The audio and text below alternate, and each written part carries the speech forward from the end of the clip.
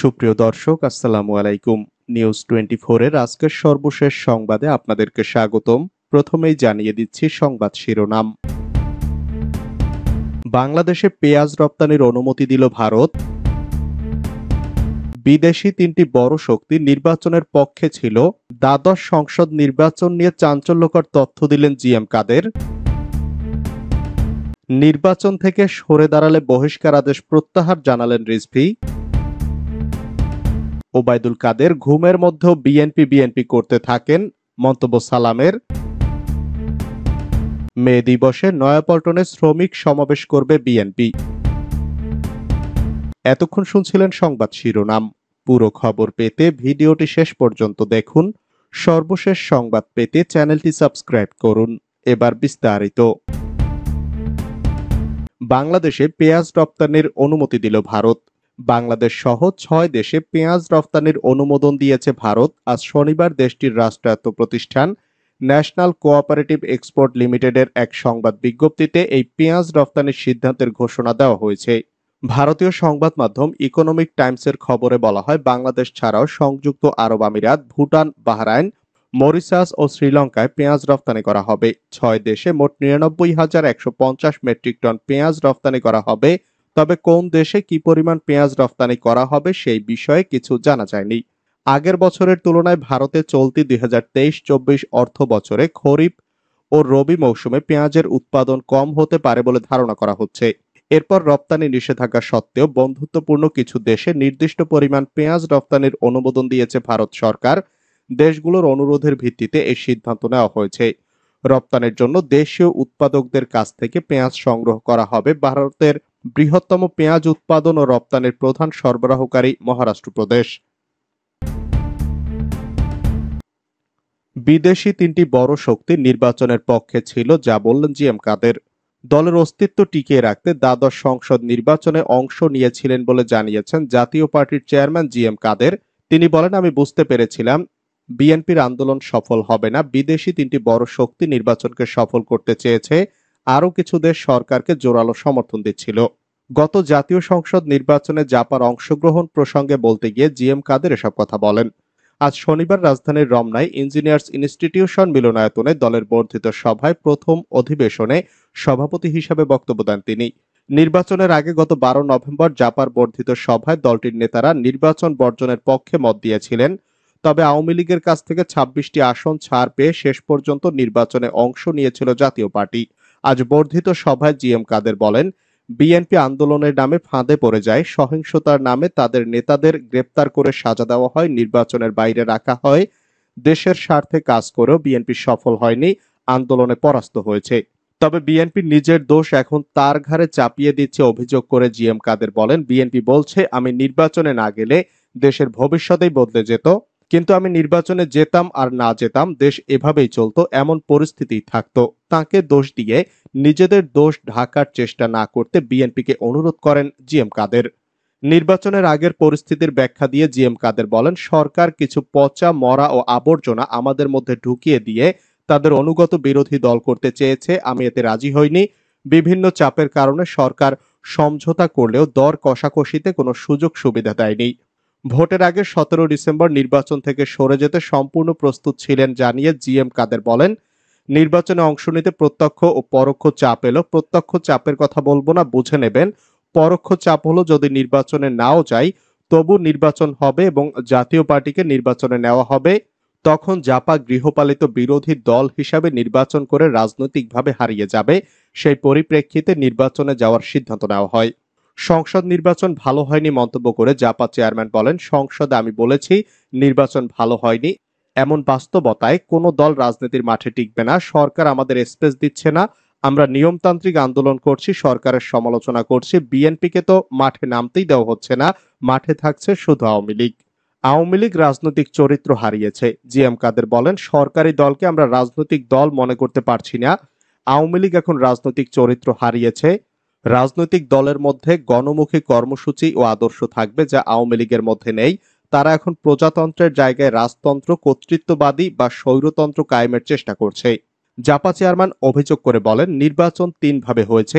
1, সরকারের নির্দেশে 2-1টি আসনে অবাধ ও সুষ্ঠু নির্বাচন হয়েছে। 2, অর্থ দিয়ে প্রশাসনকে ব্যবহার করে যেভাবে পেরেছে সেভাবেই জিতেছে। আর 3, সরকারের চাহিদা মতো অনেক প্রার্থীকে বিজয়ী করা হয়েছে, ফলে জাপার অনেক জনপ্রিয় প্রার্থী বিজয়ী হতে পারেননি। নির্বাচন থেকে সরে দাঁড়ালে বহিষ্কার আদেশ প্রত্যাহার, যা বললেন রিজভী। সংবাদ সম্মেলন করে বিএনপি নেতারা উপজেলা নির্বাচন থেকে সরে দাঁড়ালে তাদের বহিষ্কার আদেশ প্রত্যাহার করা হবে বলে জানিয়েছেন বিএনপির সিনিয়র যুগ্ম মহাসচিব অ্যাডভোকেট রুহুল কবির রিজভী। তিনি বলেন, এখনো সুযোগ আছে, যারা নির্বাচন থেকে সরে দাঁড়াবে দল তাদের বিষয় বিবেচনা করবে।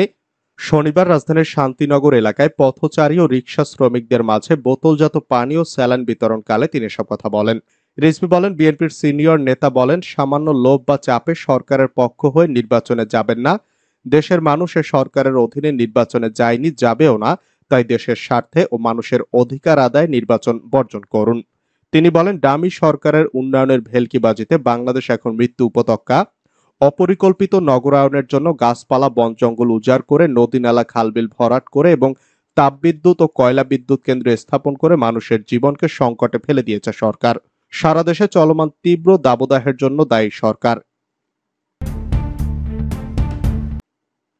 ওবায়দুল কাদের ঘুমের মধ্যেও বিএনপি বিএনপি করতে থাকেন, মন্তব্য সালামের।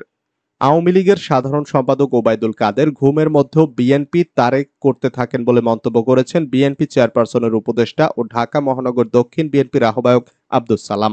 শনিবার দুপুরে জাতীয় প্রেস ক্লাবের সামনে জিয়া প্রজন্মদল আয়োজিত অবস্থান কর্মসূচিতে প্রধান অতিথির বক্তব্যে তিনি মন্তব্য করেন।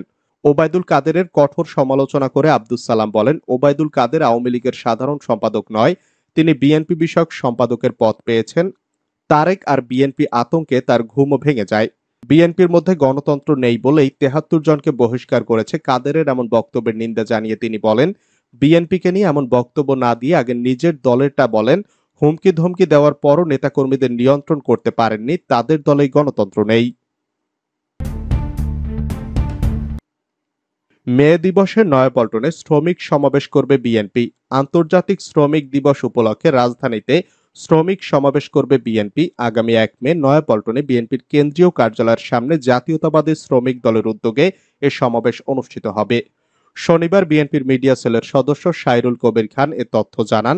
তিনি বলেন, আগামী ১ মে শ্রমিক সমাবেশে বিএনপি মহাসচিব মির্জা ফখরুল ইসলাম আলমগীর প্রধান অতিথি হিসাবে বক্তব্য রাখবেন।